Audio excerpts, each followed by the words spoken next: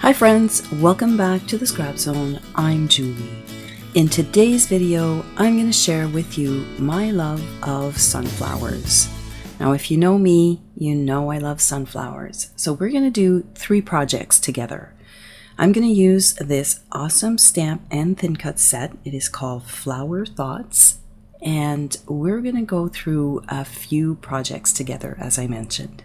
So I've already mounted those on my block, and we are going to color these flowers the same for all 3 projects. I'm using tri-blend markers. I will list the colors down below, and if you can see here, let me just get my camera to focus for you. This flower is very easy to color. I just followed all of those little lines for the shading, and it turns out great every time. I stamped all of the images here on one piece, that way I can run them through in one shot when I die cut all of them. I usually like to stamp first. So here I want to show you that the colors really match the cardstock that I'm going to be using today. So I'm using Sundance and Espresso and then white. And again, all of those marker colors will be listed down below.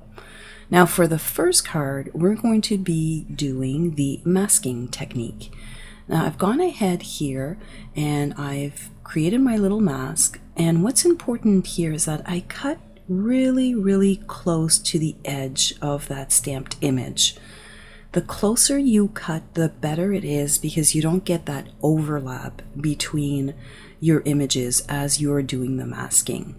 So this flower is about 3 inches wide, so I'm going to put 3 of them on this card panel. I'm going to stamp them in espresso ink, and then you just let it dry, and you can absolutely color with your tri-blend marker on just regular ink. So I'm going to bring you in a little closer here, and I'm going to start right up here at the top, and I'm just going to really press that in. I just want to make sure that I get a really good impression, and I'm just going to give it one more little push. There we go. And that's perfect. Like, it stamps perfectly. So then we're going to add our little masks. So I've got this one here right over my flower, and I want to make sure that I'm lining that up properly, and then I'm going to add a few leaves.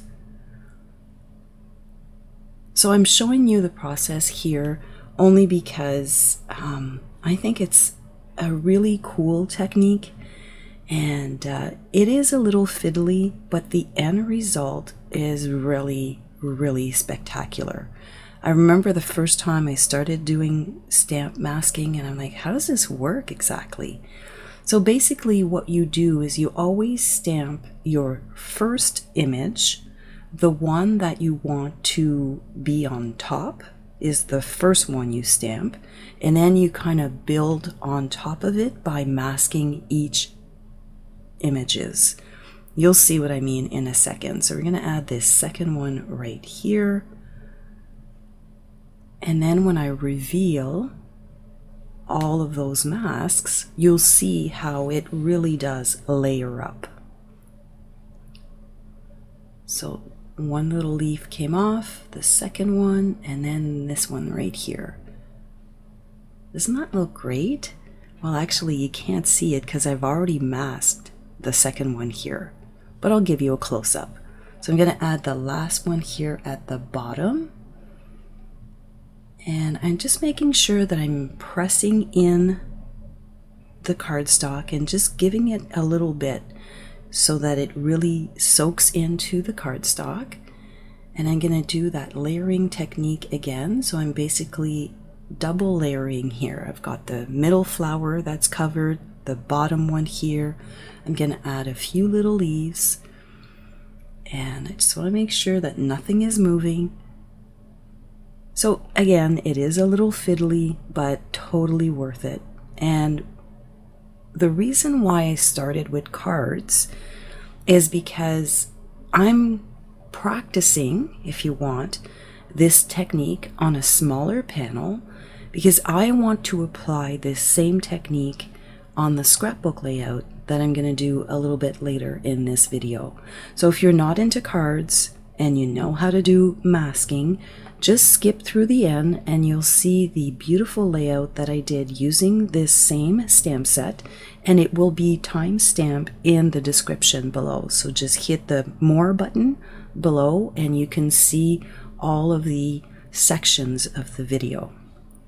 So let's remove those masks. Isn't that beautiful? Like, it's really, really cool. Like, it's just a cascading of flowers, and it's just really an easy technique, but looks really good. So see right here, I didn't quite get close enough to my mask, but because I'm coloring this in, it's not going to show, but everything else actually worked really, really nicely. So we're going to go quickly here through the coloring. I'm going to kind of zoom through it a little bit, but I'm showing you that I basically used 3 markers, and you can get away with 2. So I start at the tip with the mid color here, and I'm just working in sections.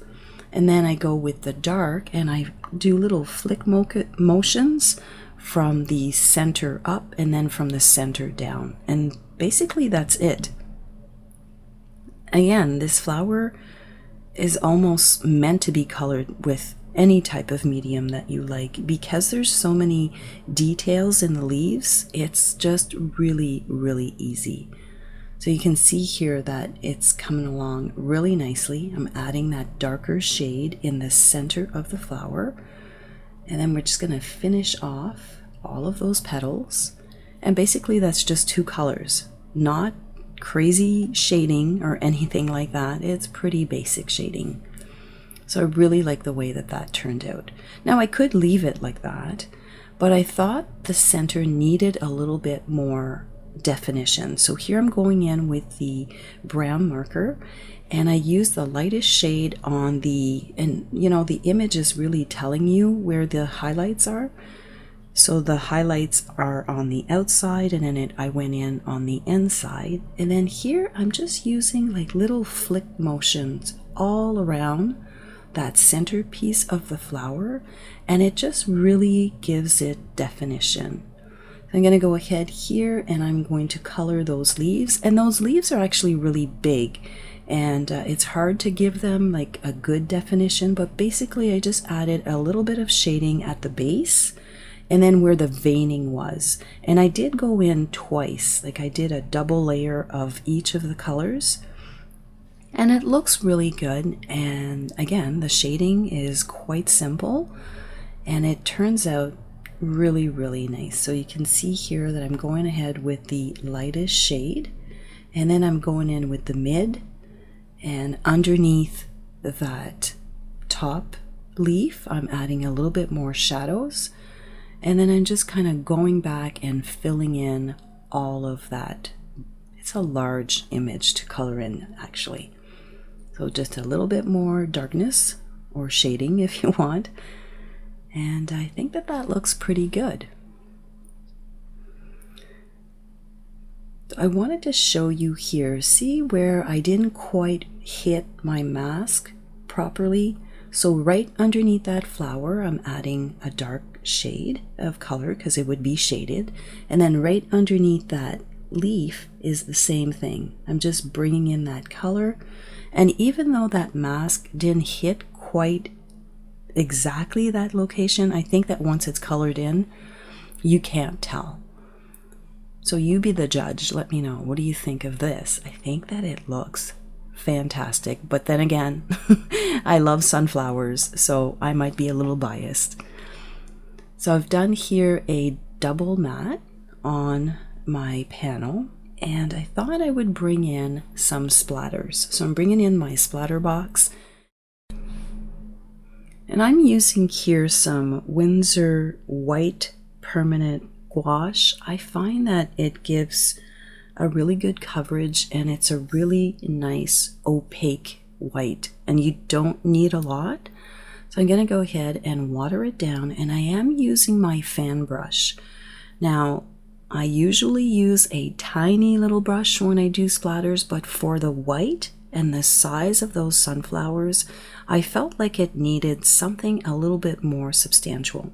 And definitely this fan brush will give you bigger splatters every time. I'm going to bring in a little bit of espresso ink, and same thing here, I'm going to add a little bit of water, and I'm going to add those splatters to the front of the card. And I find that it just dresses up that card. It just brings all of the colors together, and it just makes for a really nice finish. So of course, no card is done without a little bit of gold splatter. So I'm going to do the same here. So there's a lot of splattering. Might have gone a little bit overboard, but I really like the way they turned out. So if splattering is not your jam, you can skip through this, because the flowers, when they're colored in and they're stamped, they look fantastic all on their own. But I really like the splatters. I really think that it just completes this card, and it just gives it that sense of unity between all of those colors. Now, I did go ahead here off camera and I stamped the sentiment on espresso cardstock, and I did the white embossing only because I wanted to repeat that white from the background. And again, it's just to tie everything together. So I did add some 3D foam tape on there, and that's pretty much it for this card. I love the splatters, the shimmer, I love those sunflowers, and it's just a really pretty card. I hope you think so too. So let's move on to project number 2, which is a slimline card. And I'm going to use a brand new thin cut that is coming out in August, and this is great. So you've got this really pretty wood grain, and then you have this frame, which is a true 8.5 by 3.5. So I really like that. Let me show you when you run this through your paper what it looks like. Let's give it a bit of a focus here.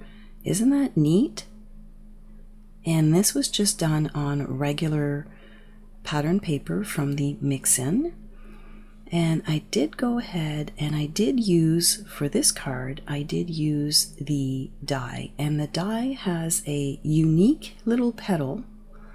So when you are stamping first and running it through your die cut machine, it's really, really easy to line it up because of that little unique little petal that comes out. I thought that that was really, really good of them to do that.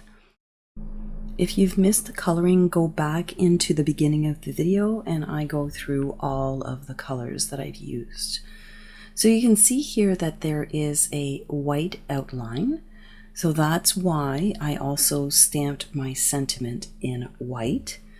And you'll see at the end, even though there is a white outline around that sunflower, because I've added some pops of white on this card, it all works out. So I'm going to fuss here with the placement of the sunflowers using foam dots, and then here just like sneaking it right underneath. But I don't think you need to see me fussing around. So here it is, it's all done. I did trim off the one at the top. And again, we're going to do that same thing. I'm going to bring in my white gouache, which is a permanent paint. And that alone, when you add this to the card, really helps to blend in the white outline from the thin cut. So I just tapped off the excess right at the top, so that that first tap usually is where the most splatters come out. So I just kind of did that. And now I'm just going to generously add white splatters all over this card. And I really do find that with those white splatters and the white outline of the flower plus the white sentiment, everything works out really, really nice. So I'm going to repeat the same 3 steps in the splatter, which was white gouache, and then here it's espresso ink, and then lastly I'm going to hit it with a little bit of shimmer with my gold shimmer brush. Again, you can stop at any time. I might have gone a little splatter crazy, but I still feel that both cards look really, really nice. So we're going to add some here, and I'm using my bone folder just to have a little bit more control on the splatters, and I think that it looks really, really good. Let me focus here for you. There you go. So you see how the white and the outline doesn't seem so much out of place, that we've added all of the splatters and the title. So this one here kind of needed a little bit more, so I decided to add just like really simple embellishments. So I'm just dug out a few gold sequins, and I'm using my pickup tool here and just a little bit of glue, and I'm adding a few here and there on the card, and that's pretty much it for this card. I like the way that it all turned out. So you've got these two projects here. So we're going to use all of the techniques that I've done on these two cards right here and apply them to a scrapbook layout. Okay, so for all the scrapbookers, I did not forget about you. I'm going to apply all of those techniques that we learned. So the masking technique, the splattering technique, the coloring techniques, all of what we've just done on those two cards, and I'm going to apply it to this layout.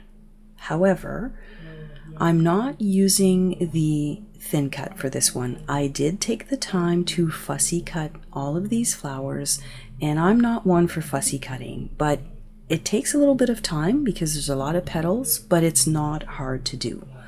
Now, if you don't want to see any white, I flipped this over and I added just a tiny little bit of espresso ink, and then if I saw a little bit of white on the front, I hit all of the edges here with that Sundance ink, and it looks perfect. Even for someone like me who's not that great at cutting, I have to admit, I think that they look all great. So I'm going to do a few techniques on this layout. I'm going to bring in a few other dyes for like just embellishing that one photo that I had, and here I did some embossing with some white. I told you I like that sunflower. So you'll see here on this layout that I've got one sunflower, but I've used it in many different ways, and I think that it looks pretty great. So this is another piece of the mix-in paper just to bring in a little bit of texture.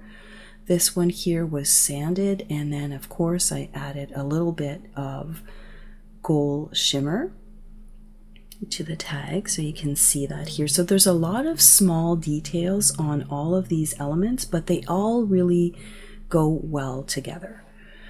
So I want to rip precision. I want to do precision ripping, if you want, on this layout. And I'm going to link down below the inspiration that I found for this layout. It was a layout that I found on Pinterest, so I will link that below if you want to see where this came from.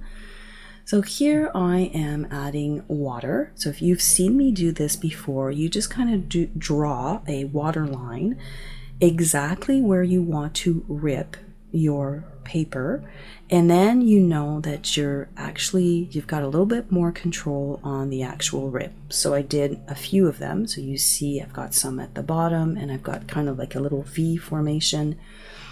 So the background here, I want to do the masking technique with the sunflowers. I'm going to flip my mat over, and I'm going to do stamping tone on tone. So if you look at my sunflowers here, I started, and they're really blotchy. They didn't stamp really well. I actually added some re-inker to my ink pad, and I guess I must have streaked it on or something. So it really was, my images were not stamping properly. And I almost started over, or I was going to give up on this technique and not put it in. But you know what? I said, okay, let's continue on, see what it's going to look like.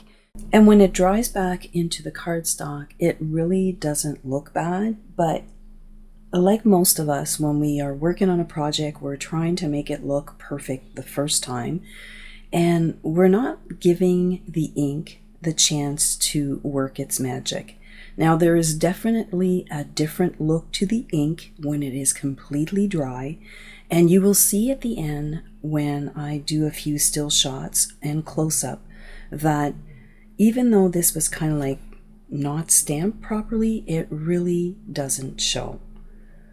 So I did go all around, and at this point I'm like, oh, am I gonna keep that? Am I not gonna keep that? I'm glad I did, because it turned out really pretty at the end. It's very subtle, but it's still there. And I wanted to show you how to use one stamped image in a variety of ways on one layout. So I've gone ahead here and I've edged distress just to keep it all kind of uniform, and I'm going to bring in that one photo and we're going to start building our layout. I did add a little bit of twine to those tags, and here I'm going to add a little bit of ink distressing on this one here, and I'm just going to tuck them underneath now that 4x6 photo has been glued down with 3D foam tape, so I can tuck all of those tags underneath.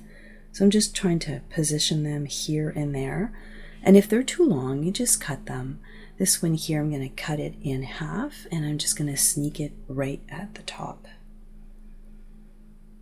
So I'm going to continue on with building of this layout, and you can see here that I've got a few sunflowers, and I purposely have them hanging off the edges, and once they are cut, it really looks really nice. Now, usually I like to work in uneven numbers, but for some reason here the 4 sunflowers was just enough. I didn't want to add a 5th, and 3 wasn't quite enough.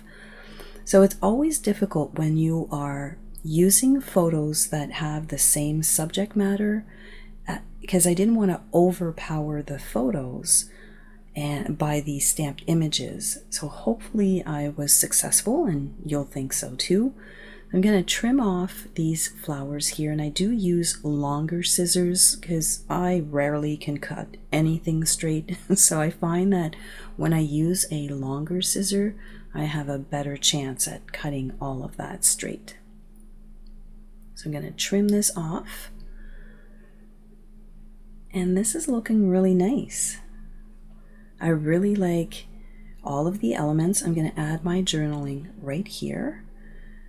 But first, yes, we are going to splatter this one too, and you're probably thinking, yeah, but your photos are down. I'm just going to cover them up. So I did cover all of those photos just with Post-it note, and I'm going to add the same 3 splatters. So the white gouache goes on first, and I like that the white just brings out the other white elements on the page. So I just use the gouache, I tap off the excess, and then I just go to town on my layout. And you can see here that even though I'm using my fan brush and I'm using the same technique, the splatters look much smaller on a 12x12 page than they did on those cards. So I'm going to peel back my little masks, and I think this is done. I really like the sunflowers, all of the little tags, and all of those splatters. This is going to be for my journaling. Oh, and this tag here needs a little something, and I went ahead and I just cut down the zip strip or the branding strip, and I just added a few pieces to the top to complete that tag. I think that that looks really good. We're going to add a few little sequins here in the gold. I'm glad that I kept my masking technique, the tone on tone, in the background, because it did dry really nicely, and you'll see that at the end. But let me show you here a few details. So I'm going to add my journaling down here, and that turned out pretty good. And you can see here that it's already drying back. so it's not so like modelly. It kind of blends in more. I've got my tags, my splatter, my little gold sequins. You'll notice here in the still shots that I added a really pretty title. I did that on my Cricut, and I will list the font down below. So I really hope that you've enjoyed all of these projects because I really love sunflowers. I will link to a playlist for cards and a couple of scrapbooking layouts that I did with sunflowers. If you're not a subscriber, hit the subscribe button and come back and check out other crafty projects to inspire you on your crafty journey. Have yourself a fantastic day, and I will catch you in the next video.